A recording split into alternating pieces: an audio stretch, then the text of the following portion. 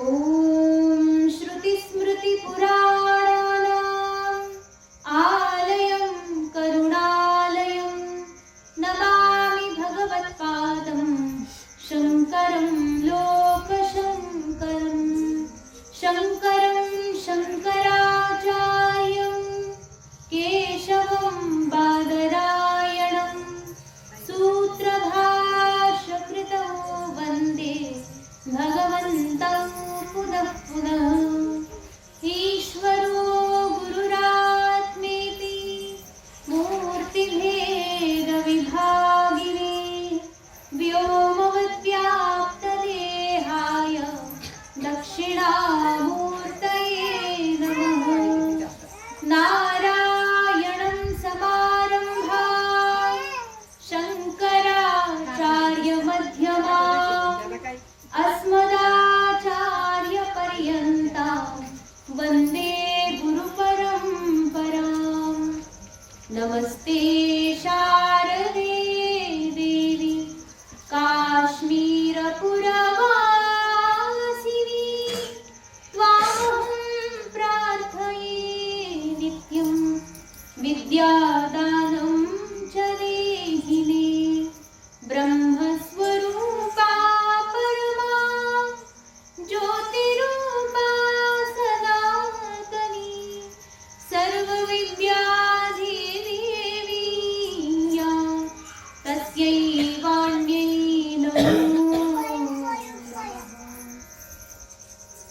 सच्चिदानन्दरूपाय विश्वोत्पत्त्यादिहेतवे तापत्रयविनाशाय श्रीकृष्णाय वयं नुमः।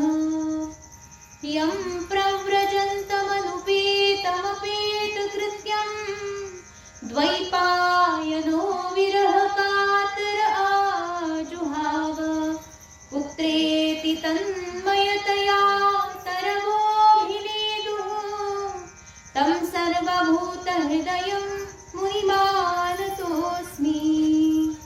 बोलिए श्री सच्चिदानंद भगवान की जय। गोपाल कृष्ण भगवान की जय। श्रीमद्भागवत महापुराण की जय। सब संतन की जय।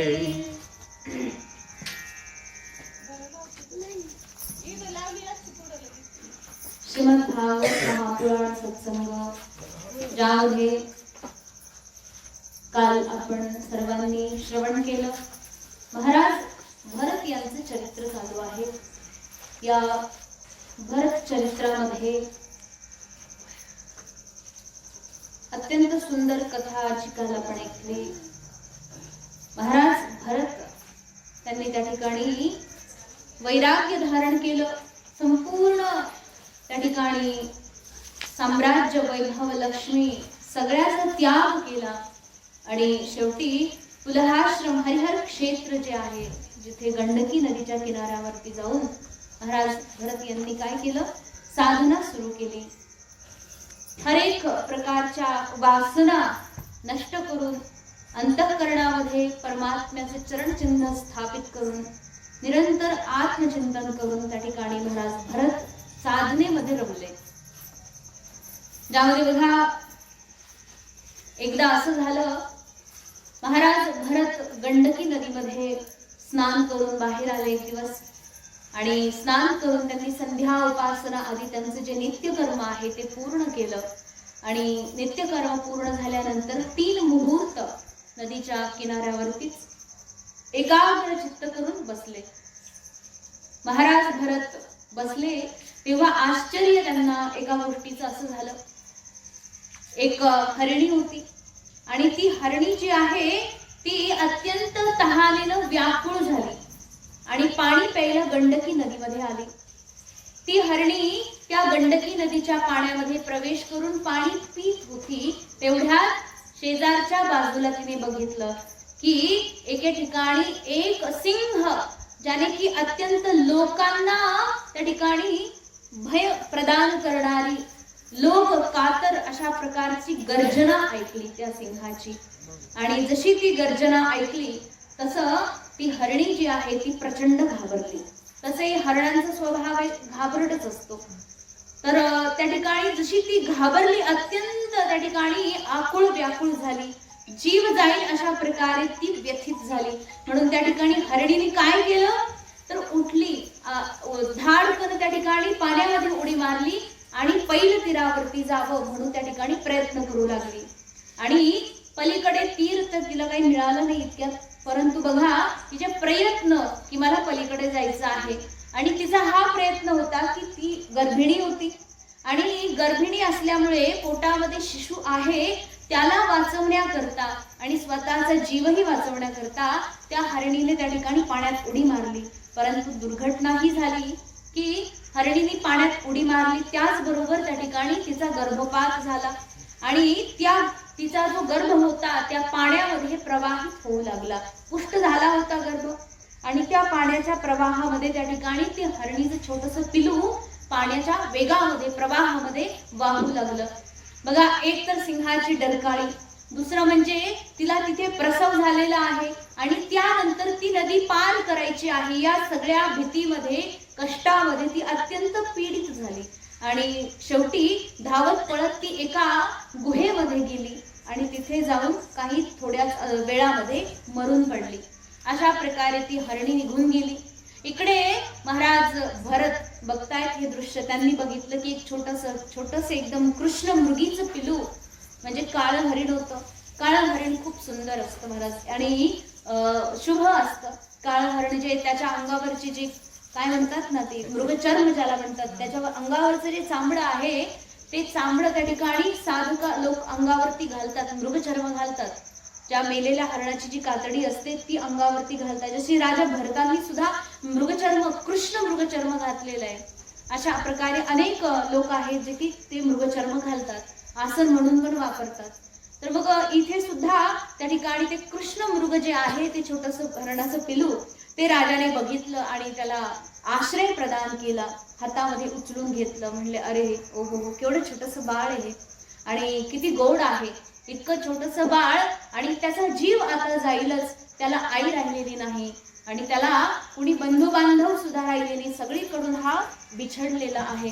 अशा प्रकारे राजानं त्या हरणाच्या छोट्याशा पिलाला आश्रय दिला आणि आपल्या कुटियावरती घेऊन आले.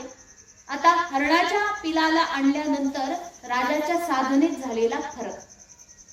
पूर्वी कशी साधना होती, अगदी प्रातःकाळी उठल्यापासून तर रात्रीपर्यंत केवळ साधना, भजन, आत्मचिंतनामध्ये निरंतर मग्न होते.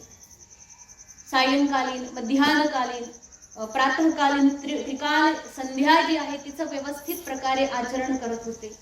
वैदिक प्रकारे त्या ठिकाणी ते हवन करत होते. आधी करून त्या ठिकाणी साधना खूप चांगली चालली होती. आता साधनेमध्ये हळूहळू कमी पडायला लागली, साधना कमी व्हायला लागली आणि महाराजांच्या शरणमध्ये आलेलं जे हरिण आहे त्याच्याकडे त्यांचं जास्त लक्ष लागायला लागलं. त्याच्या प्रती ममत्व तयार झालं की हे हरिण माझं आहे आणि माझ्याशिवाय याचं कोणीही नाही. अशा प्रकारे त्या हरणाच्या पिलावरती आसक्ती जडली आणि त्या ममत्वापायी त्यांची साधना हळूहळू सुटायला लागली आणि एक काळ असा आला की राजाची सगळी साधना सुटून गेली. त्या हरणाच्या चिंतनामध्ये यम नियम भगवत पूजा आदी करून एक करून सगळं सुटून गेलं. राजा भरत अत्यंत आसक्त झाले आणि आसक्त असे झाले की त्यांना हेही कळालं नाही की मी आसक्त आहे. अत्यंत त्याला बघितलं की त्यांना खूप त्रास व्हायचा, त्यांना आनंदही व्हायचा, म्हणजे त्याच्या प्रती अशा संवेदना जडून गेल्या होत्या. एक दिवस राजा बसले त्या हरणाच्या पिलाकडे पाहत आणि त्याच्याकडे अत्यंत बारकाईने त्याचा विषय विचार करतात. काय विचार करतात म्हणजे अहो बघा केवढी खेलपूर्वक ही गोष्ट आहे की हे हरणाचं एवढं छोटंसं पिलू आणि त्याला आई मिळाली नाही, आईचं प्रेमच त्याला मिळालं नाही. आईने जन्म दिला आणि आई निघून गेली आणि बघा त्याला कुणीही नाही, त्याची झुंड निघून गेली, त्याचे सुहृत नाही, त्याचा भाऊ बंधू नाही, कोणीही त्याचं इथे नाहीये आणि सगळ्यांपासून दूर तो माझ्या शरणमध्ये आलेला आहे. आणि बघा पुढे विचार केला की बघा आता हे जे हरणाचं पिलू आहे ते मलाच आई, मलाच वडील, मलाच भाऊ बहीण मानत आहे. म्हणजे राजाच्या कल्पना बघा. आता ते मूक प्राणी तो काही बोललाच नव्हता राजाशी, परंतु राजाने एक आसक्तीचं जे बंधन आहे ते जोडून घेतलं त्या हरणाच्या पिलाशी की आता मीच आई, मीच बाप, मीच सगळं काही याचा आहे, याला दुसरा कोणीही नाही आणि हा माझ्याच शरणमध्ये आलेला आहे. आणि बघा त्याला सुद्धा माझ्यावर किती विश्वास आहे की तो माझ्याजवळ निर्भयपणे राहत आहे. राजा त्याला खायला घालणार, प्यायला घालणार, डोक्यावरून खांद्यावरून इकडून तिकडून हात फिरवत राहणार, त्याला छातीशी बाळगणार, छानपैकी त्याला कवटाळणार. असं करून करून अनेक दिवस त्यामध्ये निघून गेले. आणि राजाला परत हाही प्रश्न या ठिकाणी आला, बघा आता याच्या प्रती याला मी ठेवलंय, कारण मी माझ्या पुत्रांना सोडून आलो आणि पुत्रांच्या त्यागामुळे जो त्रास झालेला होता, त्रास झाल्यानंतर हृदय काळीच जळतं बघा, बरोबर आहे ना. तर तेच म्हटले की मुलांच्या त्यागाने माझं जे काळीज जळत होतं ते जळणारं काळीज या हरणाने काय केलं, छान विझवलं, म्हणजे त्याला शांतता प्रदान केली, शीतलता प्रदान केली हृदयाला. आणि या हरणामुळे, ह्या हरणाच्या पिलामुळे मला आनंद वाटतो. आणि तसंही बघा बरं, म्हणले की एखाद्या मुक्या प्राण्याचा जीव जातोय आणि त्याला खायला प्यायला वगैरे आवश्यक आहे, त्याला निवारा आवश्यक आहे, आश्रय गरजेचा आहे. अशा स्थितीमध्ये आपल्याकडे जर कुणी आलं तर त्याला आपण अभय प्रदान केलं पाहिजे, त्याला आपण शरण घेतलं पाहिजे. हे आपला नियम आहे, हे जर शास्त्र आहे की आपल्याला जो कोणी शरण येत असेल तर आपण त्याला स्वीकारलं पाहिजे, त्याची सेवा केली पाहिजे, आश्रय दिला पाहिजे. आणि मग मी काय चुकीचं केलंय, बरोबर तर केलंय. मग त्या हरणाच्या पिलाचं कोण होतं माझ्याशिवाय, जर मी नसतं केलं, नसतं घेतलं तर तो मेला असता. मग अशा प्रकारे राजाला त्या ठिकाणी त्या प्रति खूप दया आली आणि अत्यंत दीन भाव, परोपकार भाव असल्याचं त्या ठिकाणी स्वतःशीच एक जागृत झाली की हा जीवांच्या प्रती मी दया करतोय आणि मी परोपकार करतोय. अशा प्रकारची स्वतःमध्ये एक भावना तयार झाली. स्वाध्याय, भजन, पूजन, पाठ, अर्चना आदी सगळं काही बाजूला सुटून गेलं. अशा प्रकारे त्या हरणाच्या पिलामध्ये एवढी आसक्ती झाली, एवढी आसक्ती की झोपताना, उठताना, बसताना, फिरताना, जेवताना, स्मरण असं करता करता प्रत्येक वेळी त्या ठिकाणी हरणाचं चिंतन बनून राहिलं, प्रत्येक वेळी. आणि मग त्या ठिकाणी एक स्वाभाविक भीती वाटायची, ते जर बाहेर कुठे गेला तर भीती वाटणार. मग समजा यांना कुठे बाहेर जायचं असेल, समजा आता फुलं आणायला जायचे, कुठे समिधा आणायला जायचे, कुश वगैरे काहीतरी कंदमुळं फळं काही आणायला जायचे वनामध्ये, तेव्हा राजा त्या हरणाच्या पिलाला आपल्या सोबत घेऊन जायचे. आणि ते हरणाचे पिलू जर एखाद्या ठिकाणी घास खाता खाता रमलं की मग त्याला त्या ठिकाणी प्रेमाने डोक्यावरून हात कुरवाळायचे आणि त्याला परत रस्त्याला घेऊन यायचे. आणि मग आता मात्र त्याने इकडे तिकडे अडकावं नाही म्हणून त्या हरणाच्या पिलाला आपल्या खांद्यावर बसवायचे आणि त्याला लाडानं, अगदी प्रेमानं सगळ्या प्रकारे त्याला लाड करायचे. अशा प्रकारे मांडीवर घ्यायचे, कधी काय कधी काय, असं करून खूप अनेक प्रकारे त्याचे लाड करत असत. एकदा असंही झालं की राजा हवन करायला बसलेले आहेत आणि त्यांना अचानक त्या हरणाच्या पिलाची भयंकर आठवण झाली. आठवण तर तशी होतीच पण भयंकर झाली आता. आणि मग ती हवन पूजा पाठ सगळं सोडून त्याला बघायला स्वतंत्रपणे जायचं आहे ना. त्याला बघितलं की आनंद वाटतो, परत आपल्या जागी येऊन बसायचे आणि स्वाध्याय करायचे, जप तप करायचे. आणि तेवढ्यात परत एकदा आठवण आली की परत सोडून जायचे आणि त्याला बघून यायचे. असं करता करता करता करता सगळं सोडलं आणि फक्त त्यालाच बघत बसले. अशा प्रकारे सगळा वेळ त्या हरणाच्या पिलाच्या चिंतनामध्ये जाऊ लागला. एक दिवस असं झालं की त्या ठिकाणी हरणाचं पिलू निघून गेलं कुठेतरी. अनेक भरपूर वेळ झाला अजून येईना. तसंही एखादा थोडा घटकाभर जरी हरणाचं पिलू दिसलं नाही तर राजा अगदी कासावीस होऊन जायचा. आणि एक दिवस तसंच झालं खरं की त्या हरणाचं पिलू जे होतं ते निघून गेलं. कुठे गेलं काही राजाला कळेना. सगळीकडे शोधलं, तपास लावला. त्या वनामध्ये जिथे जिथे राजा जात होता ते ती नदी, त्या वनामध्ये ती वाटिका, ते उपवन सगळीकडे शोधून बघितलं. त्या हरणाचं पिलू काही दिसलं नाही. राजा परत कुटियावरती आले, म्हणजे आता इथे तरी आलं असेल, तर ते इथे आलेलं नाही. सगळीकडे राजाला शोधून बघितलं, हरणाचं पिलू दिसलं नाही. आता मात्र राजा कासावीस होऊ लागले. भरतांची ती कासावीस वर्णन केले म्हटलं आणि स्वतःशीच बोलू लागले की अरे कर्मा, काय झालं हे, कशा प्रकारे एवढा मोठा खराब स्थिती आज आली आहे माझ्याकडे की मातृपितृहीन असं ते मृगशावक, म्हणजे मृगाचं ते छोटस पिलू, हरणीचं ते छोटस पिलू, त्याला आई नाही हो, म्हणतो ना आई नाही बाळाला. मग ज्या बाळाला आई नाही त्याच्याप्रती स्वाभाविक माणसाची काय असते, एक स्वाभाविक दया असते, सहानुभूती असते. तसंच इथं पण राजा विचार करताय की या हरणाच्या बाळाला आई नाहीये, मग आईपासून बिछुडलेलं आणि बघा माझ्यासारख्या अज्ञानी माणसाच्या जवळ ते हरणाचं पिलू आलं, हे माझं केवढं मोठं भाग्य आहे. बघा कुठल्या कुठे विचार निघून गेले बरं. आणि विचार करतायत पुढे की हे गेलं कुठं असेल, माझ्यासारखा पुण्यहीन व्यक्ती, अनार्य व्यक्ती याच्या प्रती सुद्धा त्याने विश्वास ठेवला आणि मला माता पिता मानून माझ्याजवळ राहू लागला. मग विचार करा, हा हरणाचं पिलू काही परत माझ्याकडे येईल का हो? माझ्या प्रति मातृपितृभाव ठेवून माझ्या मांडीवर परत खेळेल का हो? म्हणजे विचार सुरू झाले, कारण ते गेलं होतं ना, हरवलं होतं. असं होतं का आपलं समजा लहान मुलगा कुठे गेला फिरत इकडे तिकडे, तर कसं होतं घरच्यांना? ज्या आईने जन्म दिला तिचं तर काही विचारच नका. म्हणजे मोठ्या मोठ्या पोरांचं नाही, पण लहान लहान पोरांचं तर अगदी विशेष रूपाने काळजी असते. इथे राजाला तसंच अगदी अत्यंत काळजी वाटू लागली, कशा प्रकारे ते परत येईल, त्याला काय मी परत माझ्या आश्रमात बघेल का, उपवनामध्ये मी त्याला हिरवा हिरवा घास चरताना बघेल का, अशा प्रकारे अनेक कल्पना मनामध्ये येऊ लागल्या. आणि आता तर मग रात्री अंधार व्हायला लागलाय, सूर्यास्त व्हायला लागलाय, तरी हरिण येईना. म्हणून मात्र राजाने चिंतन सुरू केलं. आता भीतीचं त्या ठिकाणी वातावरण सुरू झालं की वनामध्ये त्याला कुठे कुत्रा, कुठे भेडिया, कुठे वाघ तर भेटला नसेल, आणि वाघ भेटला तर त्याने खाऊन तर नसेल ना टाकलं. एवढं छोटंसं पिलू होतं, ते एका घासातच वाघ खाऊन टाकील, एवढ्या चिंतातूर झाला, अत्यंत अत्यंत चिंतातूर झाला. अशा प्रकारे अनेक संबोधन पण लावली त्याला. हरिण राजकुमार, कुठे मृगशावक म्हटलेलं आहे, कुठे मृगीची धरोहर म्हटलेलं आहे. अशा प्रकारे अनेक विचार करत करत करत त्या ठिकाणी राजा ते चिंतनामध्ये डुबून गेला. बघा दैववशात काही काळ गेल्यानंतर ते हरणाचं पिलू परत आलं. काय फार मोठी विशेष गोष्ट नाहीये, पण बघा किती बरं हरणीच्या त्या पिलाप्रती आसक्ती. तिला त्या पिलाला सर्वश्रेष्ठ मानून बसले राजा, की परमात्मा आहे, सूर्य आहे, चंद्र आहे, माता धरती आहे, वृक्ष वेली लता आदी करून सगळे आहेत. या सगळ्यांचं श्रेष्ठत्व गौण झालं आणि आपलं जे आसक्तीचा केंद्रबिंदू आहे ते सर्वात उत्कृष्ट झालं.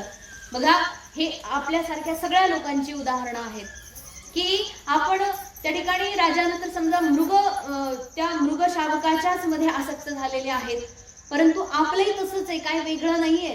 ते फक्त हरणाचं पिलू आहे आणि इकडे माणसाचे पिलं आहेत, वस्तू आहेत, या सगळ्यामध्ये आपण आसक्त झालेलो आहेत. बरोबर ना? हे अत्यंत काही नव्हतं आपल्याकडे आलो तेव्हा, सगळं काही सोडून जीव यामध्ये जन्माला आलेला आहे. सगळं काही कधी सोडलं बरं तुम्ही? मागच्या जन्मामध्ये जी तुमची आई होती, जे वडील होते, जे भाऊ बहीण आदी आदी सगळे जेवढे होते ना, त्या सगळ्यांना तुम्ही मागच्या जन्मात सोडून दिलं, सगळ्यांना सोडलं आणि इथे आलात. आणि इथे आल्यानंतर आता तरी व्यवस्थित राहावं ना, इथे आल्यानंतर जे भेटले त्यांना परत धरलं, मग तिकडून सोडलं आणि इकडे येऊन धरलं. मग ते आपल्याकडे म्हणतात ना, आगीतून उठले आणि उपाट्यात येऊन पडले, अगदी तशी स्थिती झाली. म्हणजे बघा राजा घरी होते तेव्हा तरी धर्मकार्य आधी करत होते, घर सोडून आले वनामध्ये, आता सगळं सुटलं, ज्याच्या करता आले सगळं सोडून ते सगळं सुटलं आणि आता नवीन उद्योग त्या ठिकाणी सुरू झाला. तर बघा या ठिकाणी निरंतर त्या हरणाच्या पिलाच्या चिंतनामध्ये लागून राहायचे. म्हणायचे ही पृथ्वी माता केवढी धन्य आहे. बघा कशाने धन्य आहे? त्या हरणाचं पिलू जर त्या मातीवरती चाललं की त्याच्या पावलाचे ठसे उमटायचे. आणि ह्या पृथ्वीने असं काय पुण्य केलं होतं कुणास ठाऊक की त्या हरणाच्या पिलाने तिच्यावर पाय ठेवलाय आणि त्याच्या पायाचे छोटे छोटे ते पदचिन्ह त्या पृथ्वीवरती त्या मातीमध्ये स्पष्ट दिसतायत. काय पृथ्वीने पुण्य केलं असेल कुणास ठाऊक. म्हणजे विचार करा, माणसाची बुद्धी कुठल्या पुढे जाते हो. काय पुण्य केलं असेल? पृथ्वीचं पुण्य आहे की हरणाचं पुण्य आहे? ते हरणाचं पुण्य आहे की पृथ्वीवर त्याला राहायला मिळते, पण उलट झालं सगळं. याला म्हणतात प्रपंच. जे आहे ते दिसत नाही आणि जे नाही ते दिसत राहतं, याला म्हणतात प्रपंच. ज्या ठिकाणी वास्तविक सुख नाही त्याला सुख समजून त्याच्या पाठीमागे निरंतर आपली धडपड आहे आणि ज्या ठिकाणी वास्तविक सुख आहे त्याला आपण पाठ फिरवून बसलेलो आहे.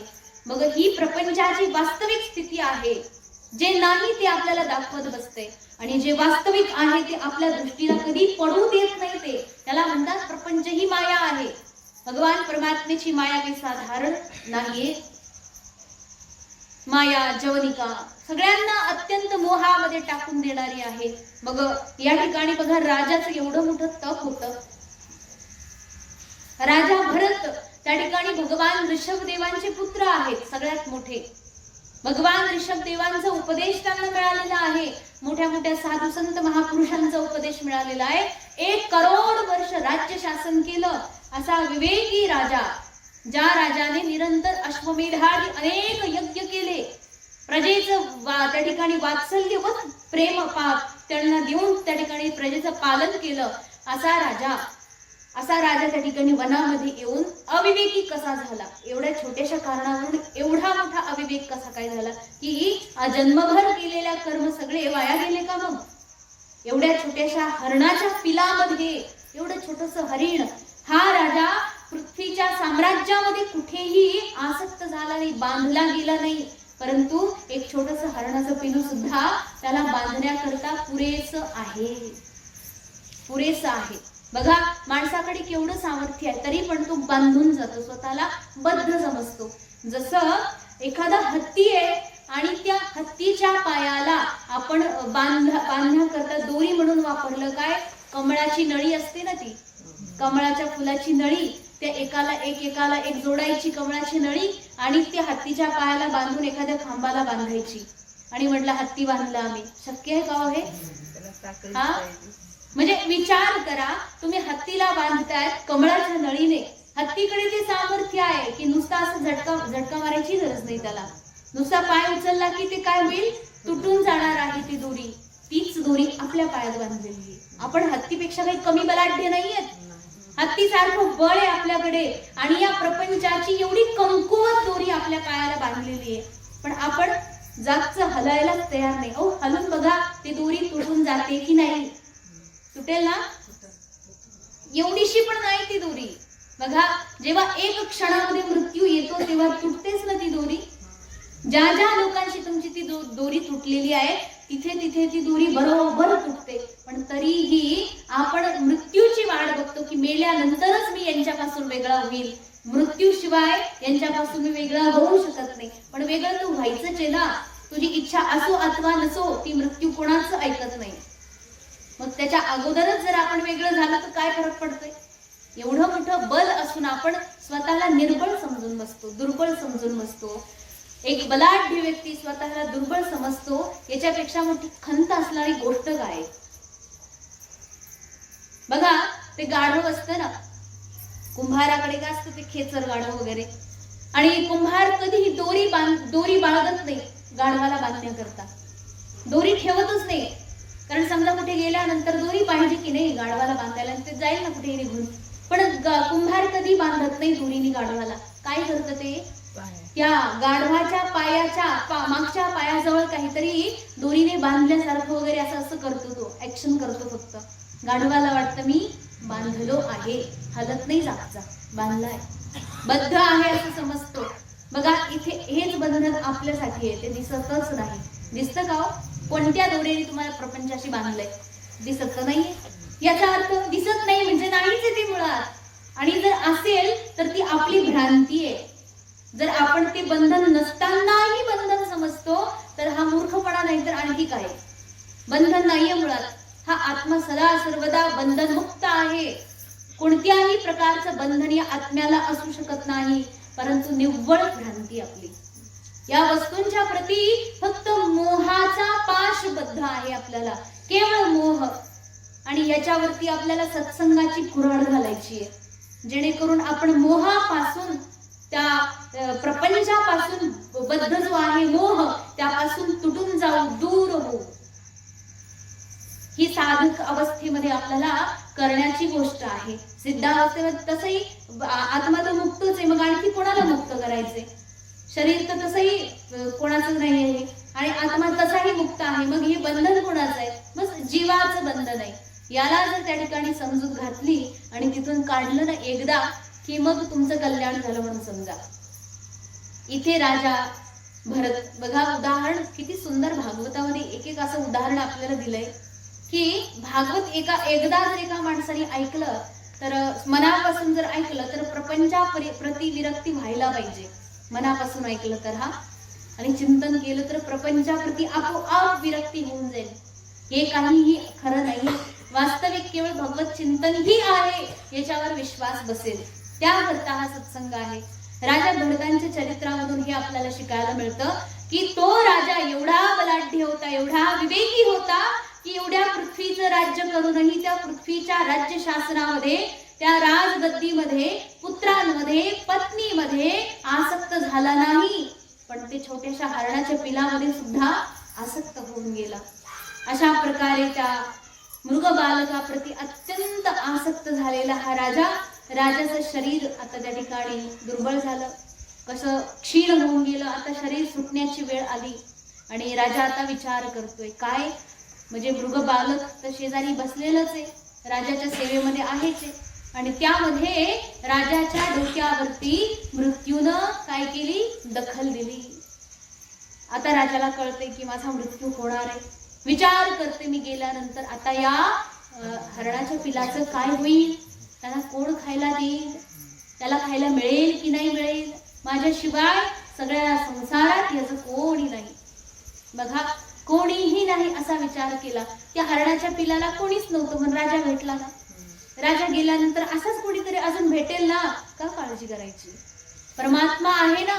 परंतु आपण स्वतःला असं समजून बसतो की हा माझे पुत्र, माझी पत्नी, माझा अमका, माझा तमका, मी गेलो, आता मी निघालो. आणि ज्याचा मृत्यू जवळ येतो ना त्याला थोडी कल्पना मिळते आधी, बरं का, एक घटकाभर आधी, एखाद दिवस आधी. काही लोकांना तर हेही कळतं की आपलं काय, उद्याच जाऊ आम्ही असं म्हणतात आणि खरंच जातात सुद्धा ते लोक. त्यांना कळलेलं असतं आधीच आता मरायचे म्हणून, लवकर मरण येणार हे कळतं. मग असे लोक काय करतात, भजन तर होणार नाही कारण आयुष्यात त्यांनी भजन केलं नाही, तर आता काय करणार. मग काय करतात की माझा पुत्र, माझी पत्नी, मी गेल्यानंतर यांचं कसं होईल, त्याचं कसं होईल, मी हे काम करत होतो त्या कामाचं कसं होईल, असं करत करत त्याच्यामध्ये चिंतन करत करत आपण शरीर त्याग करतो. त्याचप्रमाणे राजा भरतांनी सुद्धा या हरणाच्या पिलाचं चिंतन करून शरीराचा त्याग केला. आणि शरीर त्याग करत असताना मृत्यूच्या वेळी हरणाचं चिंतन चालू होतं आणि त्यामुळेच त्या ठिकाणी पुढचा जन्म त्यांना हरणाचा मिळाला. बघा, मृत्यूच्या वेळी भगवान पण सांगतात, अंतकालेच मामेव स्मरण मुक्त्वा कलेवरम. अंतिम काळामध्ये तुम्ही ज्या गोष्टीचं, ज्या विषयाचं चिंतन कराल तोच विषय तुमचा पुढच्या जन्माचा सगळ्यात पहिला विषय असतो. तिथून तुमची सुरुवात होते. भगवंताचं चिंतन केलं की पुढच्या जन्मामध्ये परमात्म्या संबंधीच आपल्याला जीवन मिळेल, मनुष्य शरीर मिळेल. आणि भगवंताचं प्रगाढ चिंतन केलं तर पुढचा जन्मच मिळणार नाही, कायमचे मुक्त होऊन जाल. परंतु विषयाचं चिंतन केलं तर मग मात्र जीवाचं अधोगती आहे. बघा, एवढा मोठा राजा आता हरणाच्या शरीराला प्राप्त झाला. हरणाचं शरीर मिळालं, पण महाराज कृपा झाली देवाची. काय कृपा झाली की पूर्वीच्या जन्मामध्ये राजा भरतांनी अनेक यज्ञ केले होते, अनेक संत महात्म्यांची सेवा केली होती, ब्राह्मणांची सेवा केली होती, पृथ्वीचं नियमपूर्वक पालन केलं आणि भगवंताचं भजन सुद्धा खूप प्रमाणात केलं होतं. आणि या सगळ्याचं फळ म्हणून त्या ठिकाणी या हरणाची स्मृती जागी झाली. हरिण म्हणून जरी जन्माला आला तरी त्या हरणाला मी पूर्वजन्मात काय होतो हे आठवणीत राहिलं. राजा भरताला लक्षात राहिलं की अरे, मी पूर्वजन्मी असा होतो आणि वानप्रस्थ जीवन मी केवळ साधने करता निघून गेलो होतो, पण जीवनामध्ये साधना करायची सोडून मी त्या हरणाच्या पिलाच्या पाठीमागे लागलो. त्याच्या ठिकाणी ममत्व जडलं माझं. त्या हरणाच्या पिलाची सेवा करणं चुकीची गोष्ट नाहीये. तो आपल्या समोर आहे, प्रवाहात वाहतोय, त्याचा जीव वाचवा, त्याला घेऊन या, त्याला खायला प्यायला घाला, परंतु त्याच्यामध्ये अडकू नका, निरंतर त्याच्या चिंतनामध्ये फसू नका. आवश्यक ती गरज त्याची पूर्ण करा. आता तुमची गरज साधनेची आहे, ती तुमची गरज पहा. म्हणजे आपला एवढा विशुद्ध असा स्वार्थ सोडूनही त्या संसारामध्ये फसणारा जीव मग दुर्बुद्धी असेल. ही राजा आता मात्र स्मरणात आलं की अरे, काय केलं मी हे. अत्यंत घोर पश्चाताप त्यांना यायला लागला. महाराज एवढे त्या ठिकाणी संयमशील होते, तसंही त्या ठिकाणी पूर्वीच्या जन्मात एवढं संयम होतं की त्यामुळे त्यांना आता सध्या संयम करण्याची स्वतःहून काही विशेष गरज पडली नाही, आपोआप संयम झालं. त्या ठिकाणी हरणाच्या शरीरामध्ये सुद्धा भगवंताचं चिंतन बनून राहिलं. हरणाच्या शरीरामध्ये सुद्धा पूर्वजन्मीचा पश्चाताप राहिला आणि इंद्रियांप्रती काय म्हणतात संयमितता राहिली.